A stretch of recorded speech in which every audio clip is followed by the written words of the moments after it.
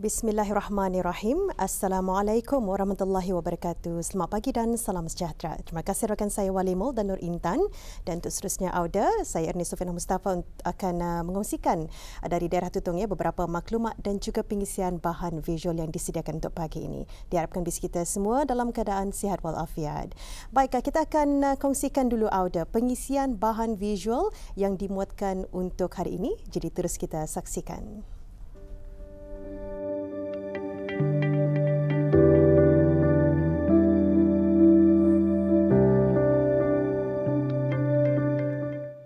Negara Brunei Darussalam memang terkenal dengan flora semula jadi serta tumbuhan pokok rimbunan menghijau di hutan belantara yang mempunyai nilainya tersendiri.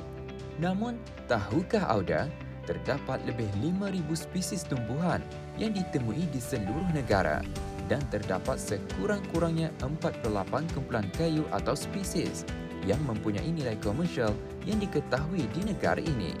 Setiap pokok yang tumbuh di dalam hutan mempunyai grade-nya tersendiri dan lazimnya dinilai berdasarkan daripada berat, ketahanan kayu dan kegunaannya. Kini saya berada di hutan di Kampung Ukong, yang mana di sini saya akan bawakan Auda untuk melihat antara jenis kayu ataupun spesies kayu lah yang ada di hutan ini. Dan kalau kita ni melakukan aktiviti-aktiviti seperti mendaki bukit, sekurang-kurangnya kita ni mempelajari sesuatu apa sahaja yang ada di dalam hutan ini seperti tumbuhan kah, jenis kayu kah dan sebagainya. Jadi untuk membawa Auda memperkenalkan spesies kayu ini, saya bersama dengan Assalamualaikum. Waalaikumsalam. Ya, inilah dia Tuan Muhammad Arifin, merupakan mantan penolong pegawai perhutanan. Jadi beliau inilah yang akan membawakan kepada kita dan juga mengongsikan kepada saya dan juga penonton di luar sana mengenai dengan spesies-spesies kayu yang ada di hutan ini. Jadi Tuan, spesies kayu yang macam mana ni yang kita akan tunjukkan kepada kami? Okey. Untuk area ini kita ni melihat spesies pokok-pokok yang ada untuk komersial lah, yang kelas A, utamanya daripada jenis daripada kaum damar. Dan juga saya pernah terbaca yang mana di negara Brunei Darussalam terdapat terdapat 7 hutan. Ya. Jadi kalau di kawasan ini merupakan ataupun dikategorikan sebagai hutan apa ni? Okey. Kawasan ini merupakan hutan kaum damar ataupun mixed Dipterocarp forest. Yaitu kebanyakan spesies yang ada di sini ialah tumbuh-tumbuhan kaum damar seperti meranti, selangan, resak dan merawan. Baik, jadi ada penonton, kita ni akan melihat spesies kayu spesies grade A lainnya. Ya. Jadi tanpa membuang masa, mari tahan. Pokok pertama yang kami temui dinamakan selangan batu daun tebal atau saintifiknya Shorea crassa. Pokok ini biasa ditemui di seluruh Asia Tenggara dan merupakan salah satu genus terbesar dalam keluarga Dipterocarpaceae dengan 194 spesies di dunia. Kayunya yang kukuh, keras dan tahan lama sering digunakan dalam kebanyakan industri. Dia ada penonton, di sini dapat saya lihat ini merupakan kayu selangan batu kan Ya, ini merupakan selangan batu, merupakan daripada kaum damar. Antara spesies yang kelas A lah yang terdapat di negara kita ni di Brunei.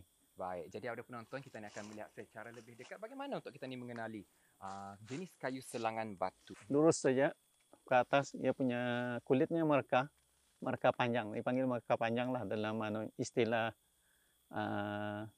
digunakan oleh perhutanan lah. Jadi ia punya kulit ni kalau kita ni takek ataupun tatak, ia mengeluarkan getah, bukan getah lah, sejenis damar.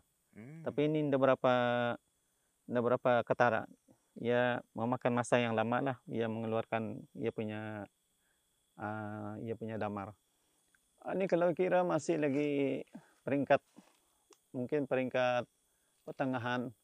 Ini sudah kira mencapai 40 meter ketinggian. Umur lebih kurang 60 tahun ke atas lah. Jadi ini merupakan kayu kelas A. Ya. Dan apa kegunaannya? So, biasanya kayu kelas A ini merupakan kayu yang heavy duty. Ia digunakan untuk tiang, untuk kegunaan yang berat lah, macam jembatan, rumah, tiang rumah, mana-mana saja yang digunakan untuk yang kegunaan berat lah. Dan juga kayu selangan ini adakah masih lagi relevan pada masa ini? Kalau kita lihat kan zaman semakin moden, mungkin kekurangan berguna daripada jenis kayu. Macam mana? Masa ini masih lagi ada orang-orang yang masih menggunakan kayu-kayu selangan ini. Contohnya di kampung-kampung masih dorong menggunakan kayu selangan ini. Selain daripada guna untuk jembatan, ada yang digunakan untuk tiang pagar. Pokok ini pula disebut sebagai upun batu. Saintifiknya, Upuna bornensis. Seperti yang dikongsikan, ia boleh tumbuh tinggi sehingga mencecah 40 ke 60 meter tinggi dan kayunya berwarna perang gelap apabila matang. Ia sejenis pokok monotip yang terdapat satu spesies tunggal dalam genus ini. Melihat pada fisik daunnya, ia nipis seperti kulit dengan permukaan yang agak kasar. Batang kayunya bermanfaat untuk pembinaan berat, rangka bangunan dan pembuatan bot. Namun menurut data yang dikeluarkan oleh Kesatuan Antarabangsa bagi Pemeliharaan Alam Semula Jadi Senarai Merah Spesies Terancam atau the IUCN Red List of Threatened Species, status pemeliharaan spesies ini adalah terancam. Ini kita usulnya macam yeju ni. Kalau dilihat usulnya nampak keras kayunya dan nampak berkualiti. Jadi adakah ini juga merupakan kayu kelas A? Okey, ini merupakan kayu kelas A juga. Sama yang tadi upun batu, tapi spesiesnya lain. Apa ni apa namanya? Ini resak hijau. Resak hijau. Nama saintifiknya Batica mecarantha. Ia punya pemilih sama tadi Dipterocarpaceae. Ya, buahnya ada mengundungi sayap, tapi sayapnya pendek saja. Sayapnya ada, kalau anda salah, 3 sayap. Tapi sayap yang pendek saja. Maksudnya apa tu buahnya? Buahnya. Oh, ya, dia menghasilkan buah. Ya. Okay. Buahnya warna bulat. So ia punya daun, daunnya macam ni. Daunnya kecil saja. Oh, daunnya kecil lah. Tapi kayunya tinggi ni. Daunnya kecil sahaja. Dalam 15 ke 20 meter saja tingginya. Ini walaupun usulnya dah met, tapi umurnya sudah tua. Jadi kalau untuk dilihat dari segi kulit kayu maupun jenis kayunya ni, bagaimana untuk mengetahui ini adalah resak hijau? Okey, resak ni biasanya sama juga macam yang jenis-jenis yang kelas A yang tadi. Dia mengeluarkan damar. Damar? Oh, ini. Dapat sini damar. Kulitnya licin, tiada merkah. Ada yang jenisnya ada merkah tapi tidak berapa ketara lah merkahnya. Lalunya jenis-jenis kelulut suka mengambil damar-damarnya untuk membuat sarangnya. Jadi itu keunikan yang ada pada jenis kayu resak hijau ni. Jadi adakah kelulut ni memang suka kepada kayu-kayu yang ada damar dalamnya atau macam mana? Biasanya kelulut ni suka kepada jenis-jenis pokok yang mempunyai getah ataupun damar. Okey. Termasuklah jenis resak hijau ni. Pokok seterusnya yang dikongsikan ialah merawan palen. Saintifiknya disebut Hopia dairy. Ia boleh tumbuh meninggi sehingga 40 meter dengan diameter batang sehingga 65 cm dan lazimnya tumbuh pada tanah rendah tetapi kadangkala pada ketinggian altitud 1000 meter atau 3300 kaki. Kayu ini berguna untuk perabot, pembinaan berat, valet tugas berat dan sebagainya.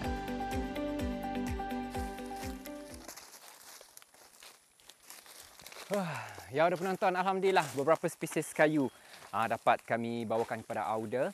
Dan mengikut hemat saya memang perlu kita ni untuk mengetahui jenis-jenis kayu yang ada di hutan. Jadi apa yang kami cuba sampaikan di sini adalah yang mana kayu-kayu ini mempunyai grade dan juga kalau kita ni melihat nini-nini kita ni ataupun orang dahulunya memang mementingkan akan kegunaan kayu. Kerana kalau dulu pun kita ni melihat yang mana kayu-kayu ini memang banyak digunakan dalam membuat bangunan ataupun membuat rumah lah ya sebetulnya. Jadi saya harap dengan bahan ini dapat memberi ilmu pengetahuan kepada Auda terutamanya generasi masa kini agar mengetahui nama-nama kayu, kegunaannya dan juga bagaimana untuk kita ni mengetahui kayu yang berada di hutan ini sebenarnya mempunyai kegunaan dan juga kebaikannya yang tersendiri. Dan Auda, saya kira sampai di sana juga bersama. Sekian, jumpa lagi. Assalamualaikum.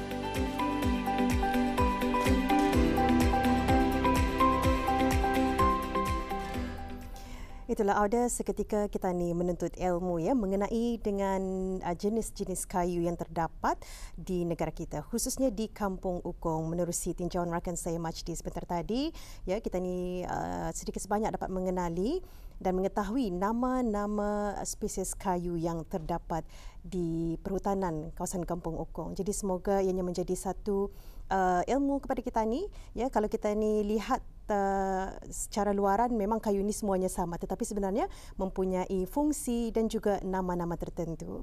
Baik, kita akan beralih Auda mengongsikan beberapa maklumat semasa yang kita terima. Mula-mula sekali info mengenai penutupan sementara bekalan elektrik, iaitu pada hari ini akan dijalankan kerja-kerja penukaran aluminium kawat atas kepada ABC Bundle bagi voltan rendah, iaitu di kawasan Kampung Pat Nunuk dari simpang 1126 hingga simpang 1188, simpang Sungai Burong, Kampung Pat Nunuk dan sekitarnya. Kerja-kerja ini akan dijalankan pada pukul 8.30 pagi sehingga kerja-kerja selesai. Dan info seterusnya, acara yang akan berlangsung di daerah Tutong. Majlis penyampaian sijil bagi peserta bengkel penyempurnaan jenazah kelas bimbingan Muslimah seluruh negara akan diadakan pada 20 September 2022 bertempat di Masjid Pengiran Anak Haji Muhammad Alam, Kampung Sengkarai, Tutong dan bermula pada pukul 9 pagi. Manakala ceramah motivasi Keluargaku Kesayanganku bagi kelas bimbingan Muslimah seluruh negara akan diadakan pada 24 September 2022, 9 pagi di Masjid Hasan Al-Bolkiah, Pekan Tutong, ya. Jadi itulah Auda antara acara yang akan berlangsung di daerah Tutong. Jadi kita mengharapkan semoga mereka yang terlibat akan dapat hadir sama-sama menjayakan acara-acara berkenaan, ya. Baik, kita akan bersama lagi esok pagi untuk berkongsi bahan dan juga maklumat yang lainnya. Dan sekian saja Auda yang dapat saya kongsikan dari daerah Tutong. Untuk seterusnya kita akan serahkan semula bersama Nur Intan dan Walimul. Sampai jumpa lagi. Assalamualaikum warahmatullahi wabarakatuh.